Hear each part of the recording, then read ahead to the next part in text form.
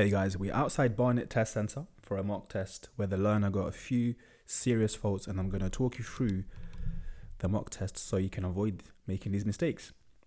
So as you can see, it's quite a busy section here. It's on the high road just outside the test centre itself. The test centre is on the left there in that building. And at this point, don't rush, especially if there's slow moving traffic. Some learners in this kind of environment will feel the need to go faster because they're thinking, oh, it's a test, I've got to show that I can drive really well. But just take your time and go with the flow of the traffic, giving a nice space between you and the vehicle in front, just like the learner's doing right now. So far, it's really good.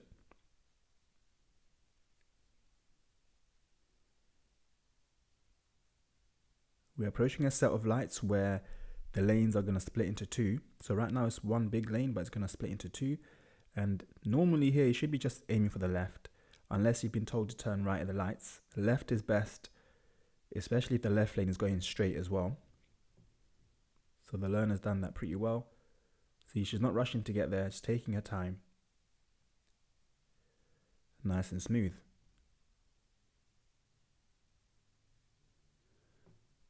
And then at this point, past the lights, normally the examiner will say something like follow signs for the A1000, which shows that you have to change lanes into the right lane.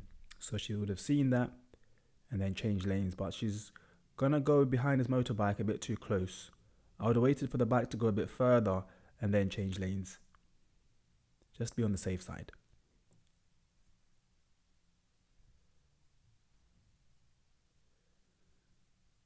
So the left lane goes towards the left, and then this lane that we're in right now goes up towards High Barnet, carrying on the A1000. This is a bit of a hill as well, so you need to be really careful how you move off here so that you don't roll back.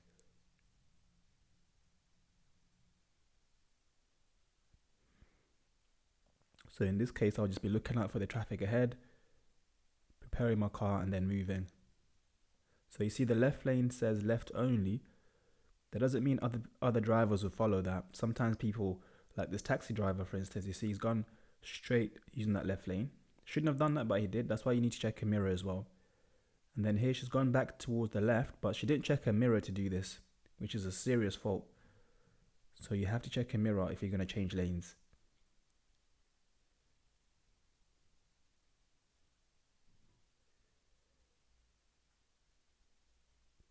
And we've got the bus potentially stopping at a bus stop, so now you've got to think about changing lanes. So in these kind of scenarios, the earlier you deal with the hazard, the easier it's going to be. Some learners will wait for the bus or wait until they get really close to the bus and then start thinking about doing something about it. And what most of them say is they think that the bus is going to move out their way or the hazard is going to somehow sort itself out before they get there. Don't think like that. Always think about going around them nice and early so that when you get there, it's not a problem, it's not stressful.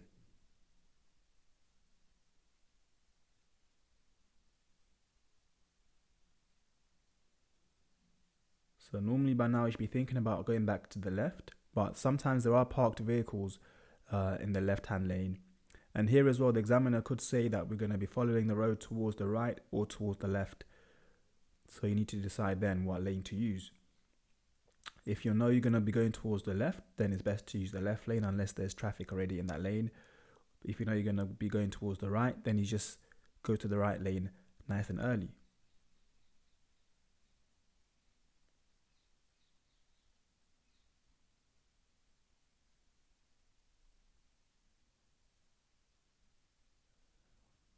Pelican crossing, flashing amber, so you can start moving. Don't wait for the light to go green, start moving when it's flashing amber. Treat it the same as a green light. So this is where the road splits into two.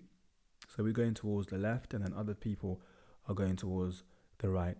No need for a signal here because the road just splits off towards the left.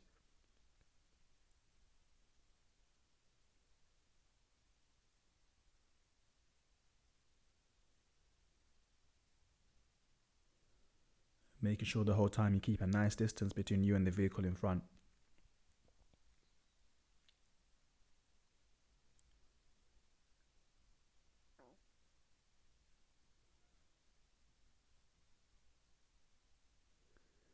Coming up to a double roundabout where we're going to be going right and then left. And sometimes these roundabouts, they will split into 2 lanes on the approach. If there's not enough space, sometimes it's better just to wait and not try to squeeze in. So you're going to see here, we want to go right, so we're going to be in the right lane, but the other car is encroaching in the lane a little bit. I wouldn't have gone that close. That was a bit risky. And then the taxi was in the left lane turning right. It looks like this taxi driver is not sure where he's going. So if people are doing a bit of weird driving like this, just keep your distance from them until they know what they're doing. It's the same taxi driver that undertook us using the wrong lane earlier. So looks like they're not really paying attention. Just keep your distance, and then once you know what they're doing, check your mirror and then go around them.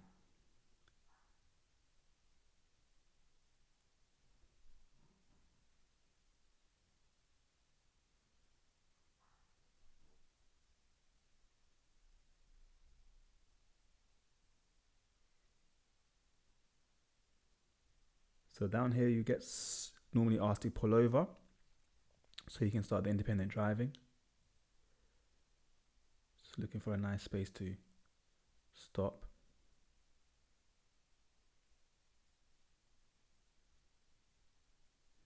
And a lot of the times, if there's not a lot of spaces, the examiner will tell you to ignore any driveways, so you can finish blocking driveways if they say that. If they don't say that, then try to find a space that's not blocking a driveway.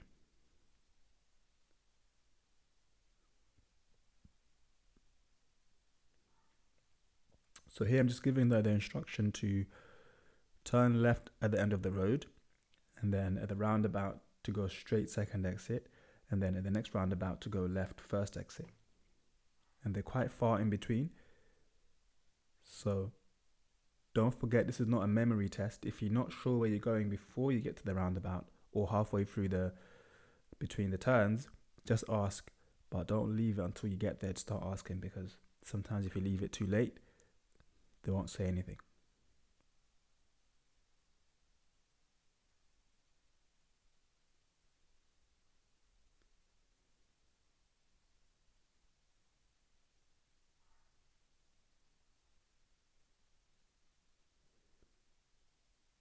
Okay, just being careful going around the bend.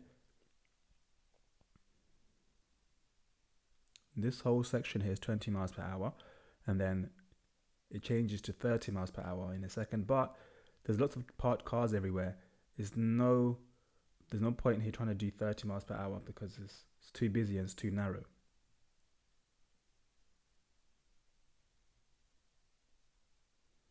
And then right now she's in second gear. She's approaching a width restriction. Normally you want to slow down a lot before you get there and deal with it properly in first gear, but she's going to do it in second. She's going to manage it, but it's a bit risky. It doesn't work out for her the second time she does this on a different width restriction, which is further down in the test. But for now, look at the speed. It's a bit too quick to go through that. I would go much slower in first gear for that.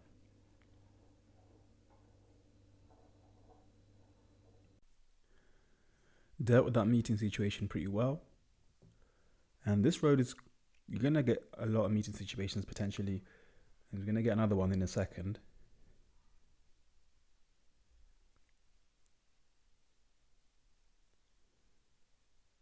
We've got the van coming into the road. So the van should have stopped there maybe, but he's coming through anyway. So giving her no choice but to kind of go here and squeeze next to this car. Then the van's going to have to squeeze past us. And then it's going to be a bit difficult to stay around, but she had no other choice really, because the van came after, which was already committed to going into that space. Here we're turning left at the end, just as the independent driving section said.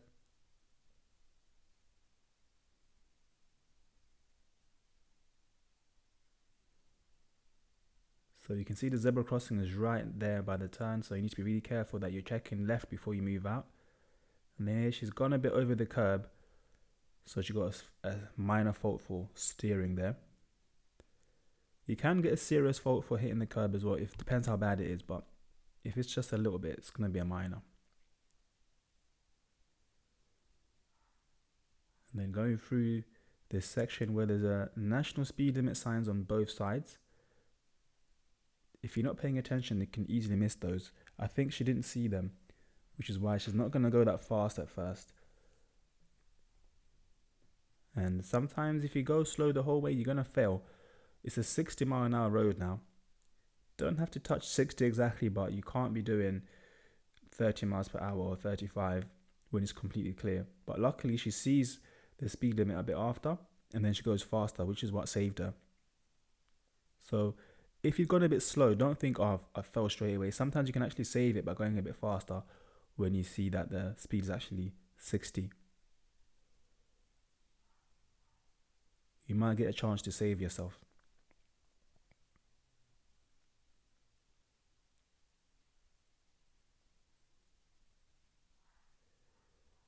And if you're going to go for your test, make sure you're comfortable doing high speeds, 70 miles per hour on dual carriageways, 60 miles per hour on country roads when it allows you to.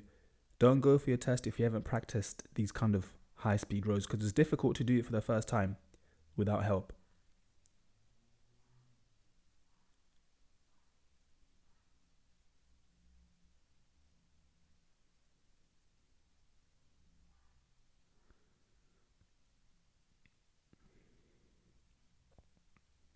And then now we're approaching that roundabout where we're going to go straight second exit. So remember, these are quite high speeds now, so it's important to start bringing your speed down nice and early so that you don't approach a roundabout too fast. If you leave it too late, it's going to be very difficult to slow down smoothly and safely. So you want to slow down early. By the time you get here, you should be thinking about going into second gear as you get closer so that you can check the roundabout properly on the right and then move on if it's clear. So that was nicely approached. That was really good. And then once you're off, if it's clear, start adding gas, because remember, it's still 60 miles per hour, so you don't want to be going too slow here. But if there's a vehicle in front of you going slow, don't feel pressure to go fast and be really close to them. Again, you want to be safe and keep a nice distance between you and the vehicle in front.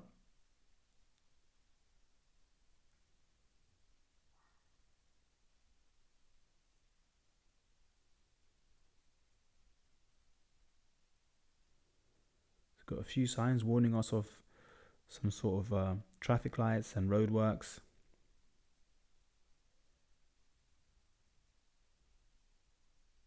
Road narrowing, so when you see this, you want to go a bit slower so you can deal with the hazard safely.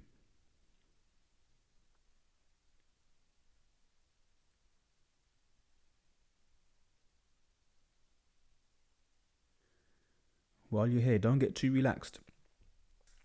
I think sometimes when people stop, they get too chilled out and then they make mistakes. Stay alert, stay ready, think about what's next, think about what the vehicles in front of you are doing, think about what you're going to do next, making sure that you check your right mirror now before you go over to the right hand side. No need for a signal there because everyone knows you're going to go that way anyway. And then once the cones are finished, checking your left mirror so that you can go back to the left hand side.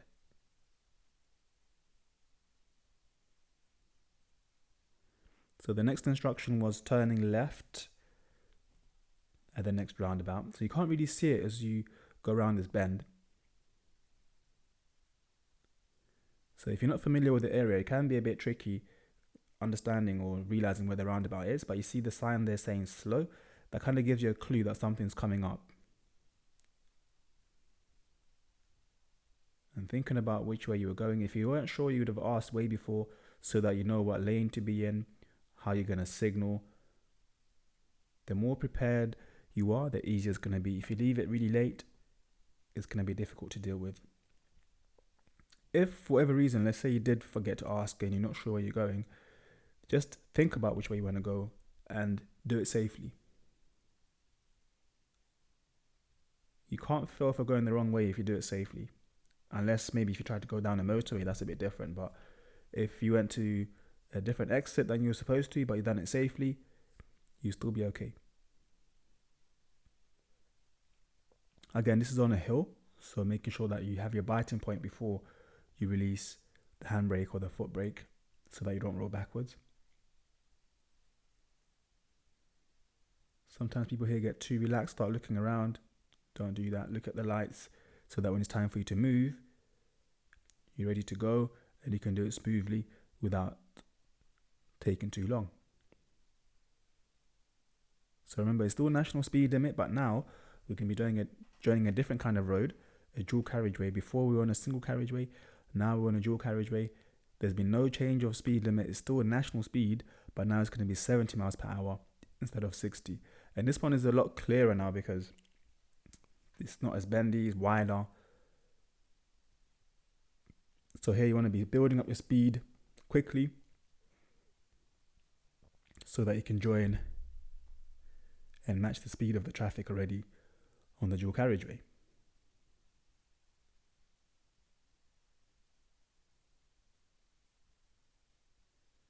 So we're seeing signs for roadworks. So get used to reading signs. The signs will help you drive a lot. That's the whole point of them. Get used to reading signs so that you can think about what you need to do before you get to a situation.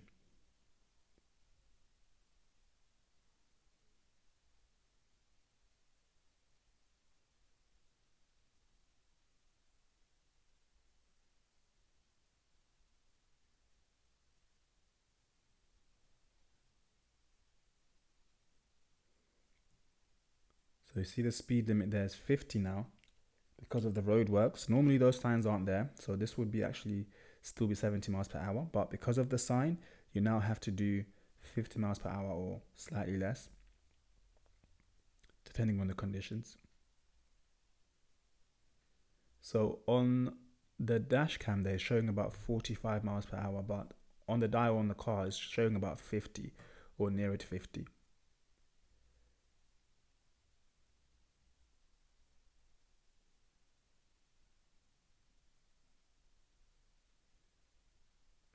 Sometimes here they'll get you to follow signs for Boreham Wood, which would be taking a slip road on the left coming up, or they might get you to follow signs for Arkley, which is much further down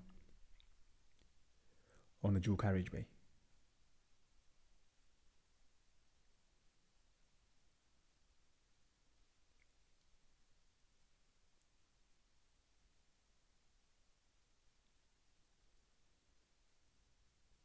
Still 50.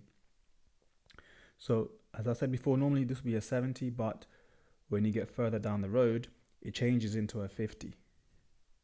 So when you do your test, this section might be 70 because it would have finished the roadworks, but it does turn into a 50 after the slip road. So this is a slip road for Boreham Wood. And then from here it turns to 50, but you want to make sure that you're doing 50 before you go past those signs if you're going this way. Don't go past the signs doing 60 or 70 miles per hour because then you're already breaking the speed limit. So now we're following signs for Arkley. So you're going to be looking out for the signs, and it's going to be left first exit at the next roundabout. Because this roundabout is so big, I've had learners fail here before. One learner failed actually because he didn't even realize it was a roundabout and he tried to just go into the roundabout and turn left. It worked, but it was dangerous because he didn't check. He got a serious fault for that. So if you know you're coming up to some sort of roundabout, you can't enter it without checking the right first.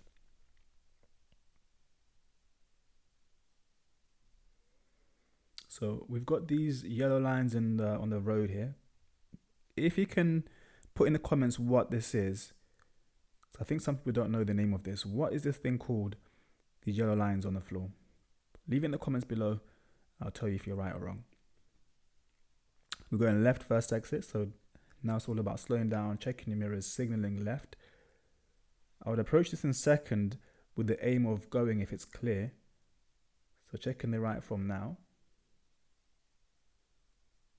Then if it's busy, I would go and stop and go into first and then move on once I'm happy that it's clear on the right. Sticking to the left the whole time, making sure my signal stays on, and then coming off, looking for any new speed limit signs, which is there saying 40. So as soon as you turn into a road, you want to look for new speed limit signs because you want to know what the speed is before you carry on. It's one of those questions you can ask the examiner, but they won't tell you what the speed limit is. You're supposed to know. You're supposed to be looking out for the signs.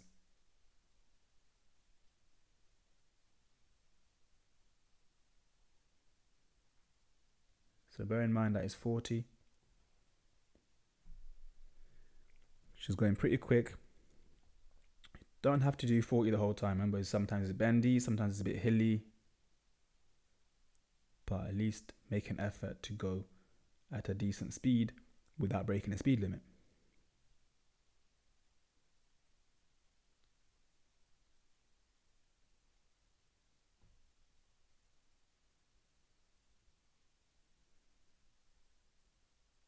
So approaching a set of lights, even if it's green, I'll slow down a bit here just in case they change to red, which they do.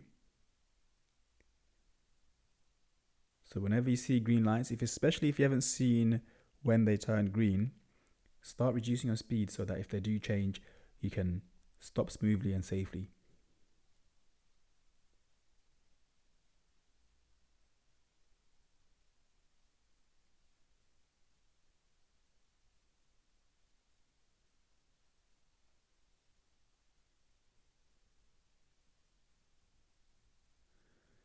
And then we're going to be taking a right at some point.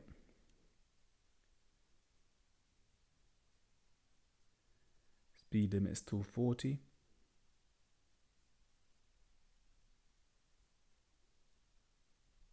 So here you're looking out for the cars coming down. So this car is flashing, letting her know that she can turn. If you're not comfortable with going in front of them like that, don't go, just wait. So most people will flash to let you go, but what's the official meaning of flashing your headlights? If you've done your theory test, or if you're doing a theory test, this is one of the questions that you might know. What is the official meaning of flashing your headlights? Let us know in the comments, please, guys. So down here, as we turned into the road, it changed into a 30-mile-per-hour road. But she's going to go a bit fast down this road. Maybe she hasn't seen the speed limit has changed. But even so, even if there was a 40 here, I wouldn't be going too quick because it's bendy. And one of the issues is what she was going into third gear way too soon. Respond to how the car moves. If the car's moving quite fast in third, just leave it in second. She kept going into gear 3 way too early. So you see it's very bendy here.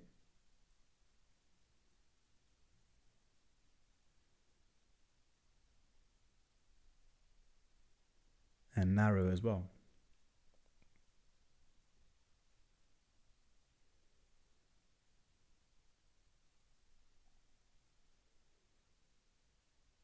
Signs telling you to go slow. Even if this was a national speed section, which sometimes it can be, I wouldn't go fast down here.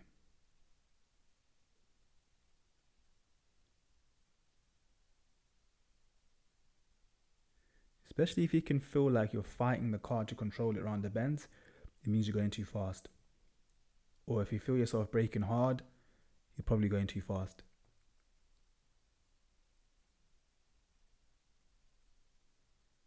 So if you look at the speed now, don't forget this is a little bit off as well. So what she's seeing on the dial is higher than the number that you're seeing on the dash cam mileage, yeah?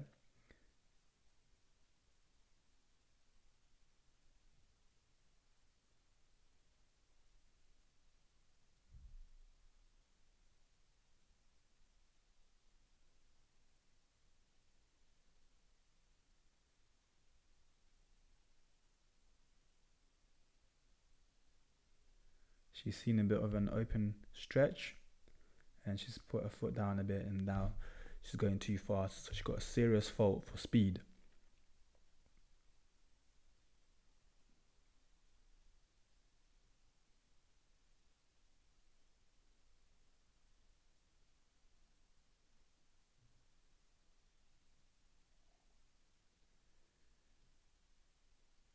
Still quite a narrow country road, but then it's going to turn into a bit more residential with parked cars on the left and the right. And then you're going to have to kind of adapt the way you're driving based on that.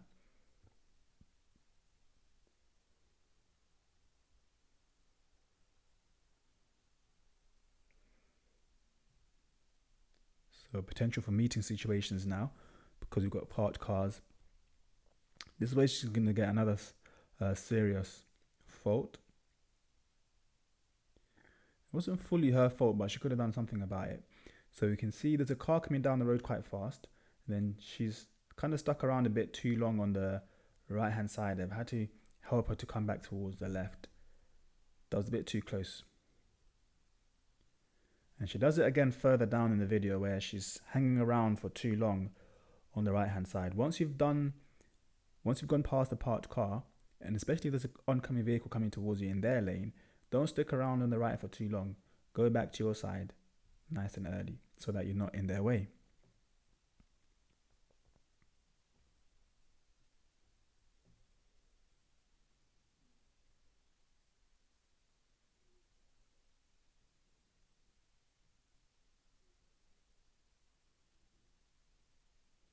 And again here, lots of mirror checks would be needed. And also looking out for any speed limit signs as well, because the speed limit does change. So around here now it's going to be 20 miles per hour. It's a bit faded there, but it's now 20.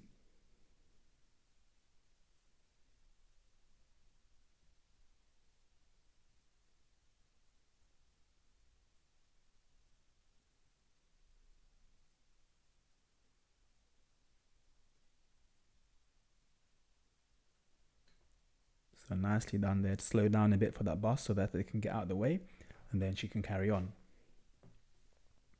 So just because it's your side of the road, if people are already there, don't try to bully your way through.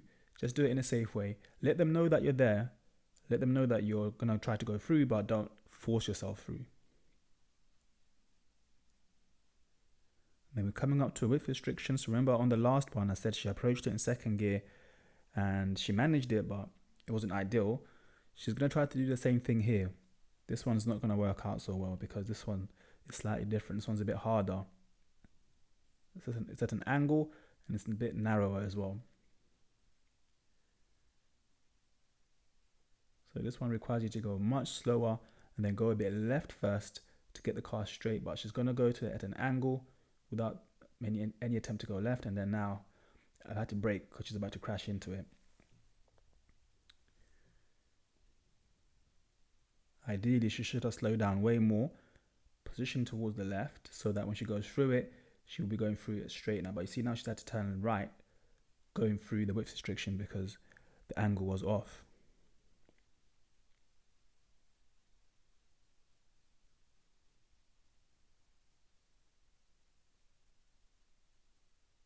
It's something that a lot of new learners do for some reason. They don't realize that they have to slow down, or they don't realize that they can slow down. If you have done this before in your driving lessons, why do you think that it is that learners don't slow down for that when they first encounter those width restrictions? Put in the comment below so I can see you lots of different reasons, because it'll be interesting to know.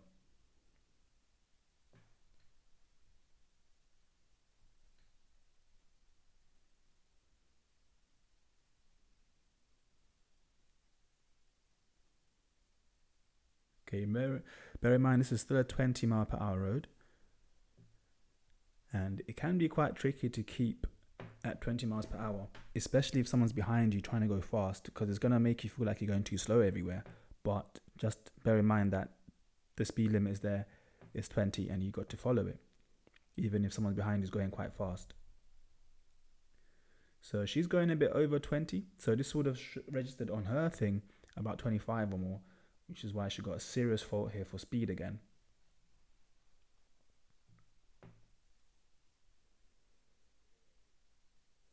So this is something that I mentioned to her afterwards, because it felt like she was in a rush certain times.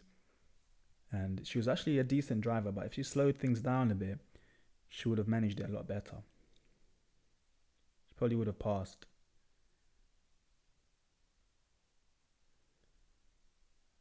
And then turning right into the side road. where we're going to encounter a couple of crazy drivers coming towards us really fast. But she handles it pretty well.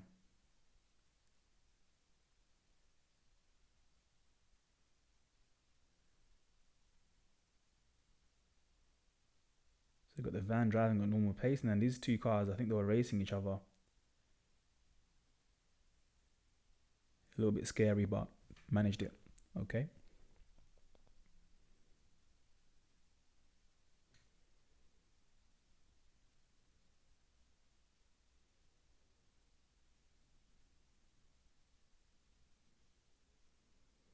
So down here, we're just going to go into the car park to do the bay parking exercise.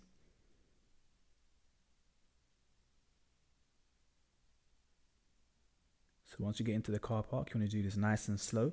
Car parks are not a place to be driving fast, so it's going to be first gear. Most of the time, just using clutch control to go slowly. And then choosing the bay that you want to park in. The examiner will tell you whether they want you to do a reverse bay park or forward bay park, and then you choose the bay that you want. If it's a forward bay park, I would start really far to the right and then swing it in. If it's a reverse bay park, this would be a good position to start.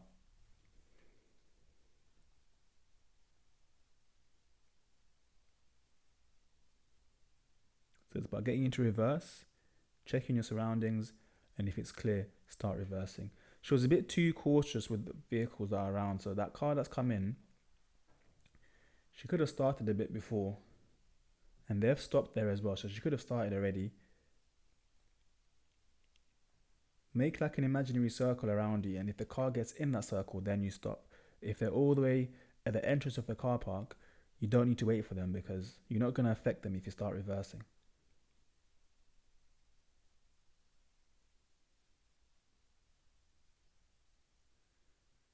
So far so good, making small little adjustments to get it more centered. Nicely controlled. Keeping an eye on the back as well, so that you don't get too close to the fence.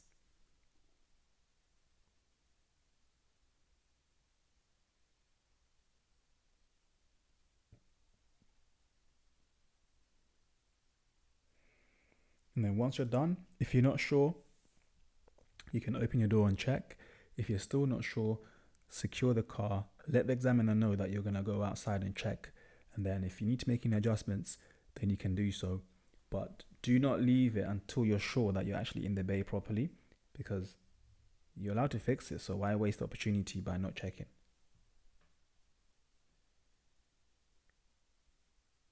And then here we're driving on towards the right.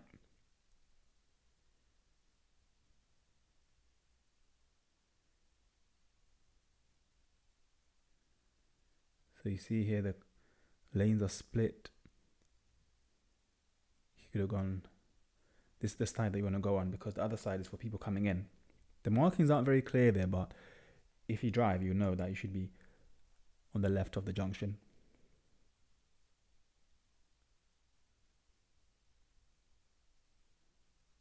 And then this is where I was talking about, where she gets the other fault for hanging around on the right hand side for too long. So right now we have to be on this side to go past these cars. And then she's going to get a meeting situation. So she's going back to the left. Done this bit pretty nicely, giving herself a nice big gap between her and the car in front. Checking the right mirror and then coming out. And then there's another car coming down the road now. So she could have gone left a bit earlier, but you see the car's flashing because she was too far to the right. She didn't need to be that far right for that long. And the car came down the road flashing. Do you think that was fair for her to get a serious fault? Let me know in the comments below. Or should the car have slowed down a bit more?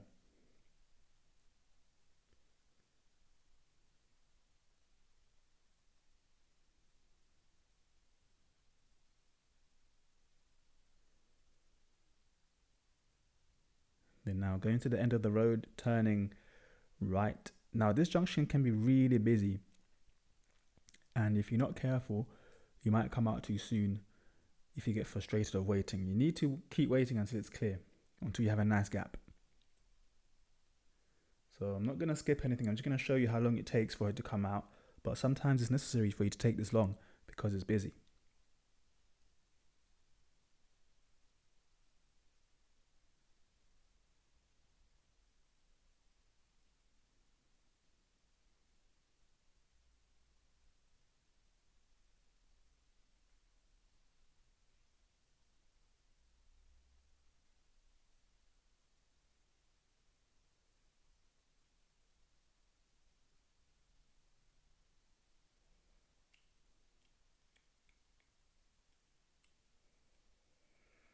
Then we've come out to the right. Patience paid off.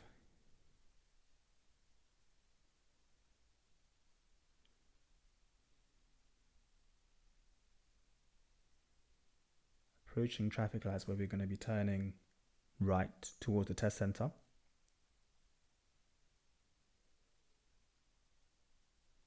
You can see the sign there for 30 miles per hour. So again, keep an eye out for signs. If you're really not good at recognizing what the speed limit is, there's a little game you can play which makes it so much easier to remember and to actually identify the speed limit signs. So what you do when you're driving around, every speed limit sign that you see, say it out loud. Even if you've seen it a few times, say it out loud to yourself or to the person next to you. That way they know that you've seen it, and then that way you also program yourself to actively look out for those speed limit signs so that the next time you're driving, they're much easier to see.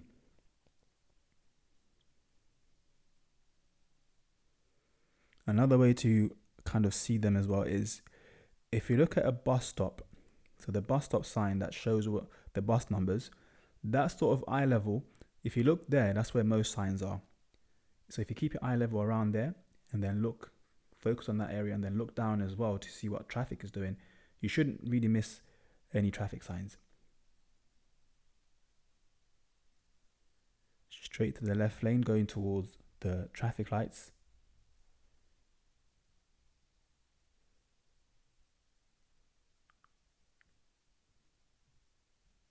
Where now it's going to split off into 2 lanes.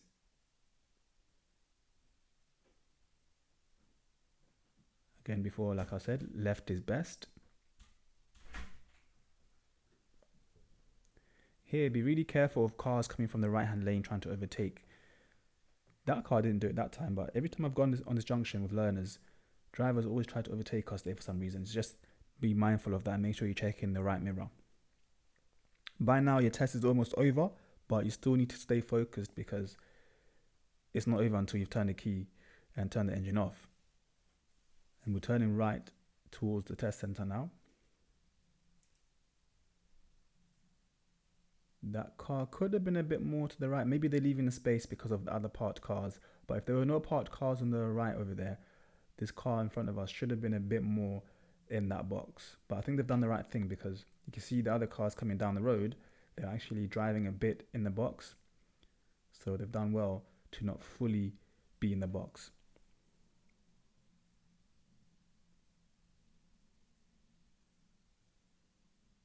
You can see the bus behind is blocked.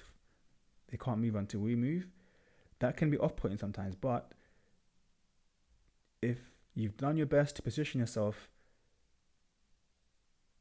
there's not much else you can do. Yeah.